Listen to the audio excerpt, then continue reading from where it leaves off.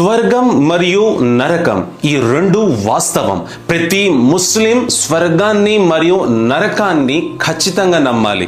ఒకవేళ ఏ ముస్లిం అయితే వీటిని తిరస్కరిస్తాడో అతడు ఇస్లాం నుంచి తొలగించబడతాడు. కావున జాగ్రత్త. మాట్లాడే సమయంలో ఆలోచించి మాట్లాడండి. సోదరులారా, పుస్తకాలలో ఈ విధంగా వచ్చింది, అల్లాహ్ స్వర్గం విశ్వాసుల కోసం తయారు చేశాడు. సోదరులారా, బాల్యం నుండి మనం వింటూనే వస్తున్నాం, మంచి కార్యాలు చేస్తే స్వర్గానికి వెళ్తారని, చెడు కార్యాలు చేస్తే నరకానికి వెళ్తారని. సోదరులారా, ఇప్పుడు రండి, స్వర్గం ఎలా ఉంటుంది, దాని యొక్క స్పెసిఫికేషన్ ఏమిటో ఈరోజు మనం చర్చించుకుందాం. స్వర్గం అనేది ఒక ఇల్లు, అల్లాహ్ తెలియజేస్తున్నాడు, అందులో 100 స్థానాలు ఉంటాయి. ఉదాహరణ కోసం, ఎలా అయితే ఒక స్కూల్లో ఎస్జిటి, పిజిటి, టిజిటి ఈ విధంగా టీచర్స్ యొక్క లెవెల్స్ ఏ విధంగా అయితే వేరుగా ఉంటాయో, అలాగే స్వర్గంలో కూడా అంతే. ఒక లెవెల్, మరొక స్థానం, మూడో స్థానం, ఈ విధంగా స్థానాలు అనేవి వేరుగా ఉంటాయి. నేను మంచి కార్యం చేశాను, మీరు కూడా మంచి కార్యాలు చేశారు, మీరు నేను కలిసి ఒకే స్థానంలో ఉంటారని మనం నిర్ణయించలేము. అది అల్లాహ్ ఇష్టం. నన్ను ఏ స్థానంలో ఉంచుతాడో, మిమ్మల్ని ఏ స్థానంలో ఉంచుతాడో, అది అల్లాహ్ చేతుల్లో ఉన్నది. సోదరులారా, ఒక స్థానం నుండి మరో స్థానం యొక్క దూరం భూమి నుండి ఆకాశం వరకు ఉంటుంది అని అల్లాహ్ తెలియజేస్తున్నాడు. ఒక్కొక్క విశ్వాసికి ఒక్కొక్క బంగ్లా అల్లాహ్ ఇవ్వడం అనేది జరుగుతుంది. పుస్తకాలలో ఈ విధంగా వచ్చింది, ఆ యొక్క బంగ్లా బంగారం మరియు వెండితో అల్లాహ్ తయారు చేయించాడు. అల్లాహు అక్బర్. బంగారం, వెండి. మన ఇళ్ళని మనం ఎలా కట్టుకున్నామండి? ఇటుకు రాళ్లతో, సిమెంట్ రాళ్లతో కట్టుకున్నాం. కానీ స్వర్గంలో ఇటుకు రాళ్ళు, సిమెంట్ రాళ్ళు ఉపయోగించలేదు. అక్కడ బంగారం మరియు వెండిని ఉపయోగించడం అనేది జరుగుతుంది. మనం భూమిలో రాళ్ళు రప్పులు చూస్తాం నేలపై, కానీ అక్కడ రాళ్ళు రప్పులు కావండి ఉండేది, అక్కడ వజ్రాలు, మోతి ఇవి ఉంటాయి. సోదరులారా, పుస్తకాలలో ఈ విధంగా వచ్చింది, స్వర్గంలో ఉన్న ఒక ఇల్లు లోపల ఒక గోడ నుండి మరో గోడ యొక్క దూరం ఎంత ఉండదో తెలుసా?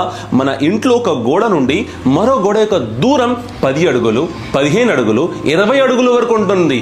కానీ స్వర్గంలో 10, 15, 20 అడుగులు కాదండి. స్వర్గంలో అల్లాహు అక్బర్. సోదరులారా, ఒక గుర్రం ఆగకుండా నాన్ స్టాప్ గా 70 సంవత్సరాలు పరిగెత్తితే తను ఎంత దూరం అయితే పరిగెత్తగలుగుతుందో అంత దూరం ఒక గోడ నుండి మరో గోడ యొక్క దూరం అనేది ఉంటుంది.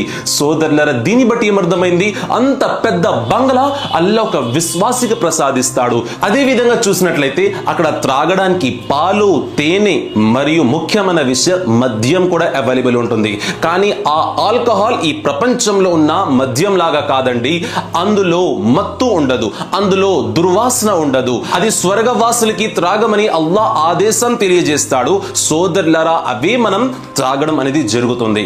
మరో ముఖ్యమైన విషయం ఏమిటంటే, అల్లాహ్ మన యొక్క వివాహాలను హూరుతో చేయిస్తాడు. పుస్తకాలలో ఈ విధంగా వచ్చింది, హూర్ అనేది మహిళ. వారు గనక ప్రపంచం వైపు చూసినట్లయితే వారి అందాన్ని చూసి ప్రపంచంలో ఉన్న పురుషులు అందరూ స్పృహ కోల్పోయి పడిపోతారు. వారి లాంటి అందం ఈ ప్రపంచంలో మనిషికి ఎవ్వరికి అల్లాహ్ ప్రసాదించలేదు. అంత అందగత్తె వారితో వివాహం అనేది జరుగుతుంది. సోదరులారా, స్వర్గం గురించి ఎంత చెప్పినా తక్కువే, మాటల్లో అయితే మనం వివరించలేము. సోదరులారా, చివరికి ఒక ముఖ్యమైన మాట ఏమిటంటే, ఇది ఒక పరీక్ష లాంటిది. ఈ ప్రపంచం ఒక పరీక్ష.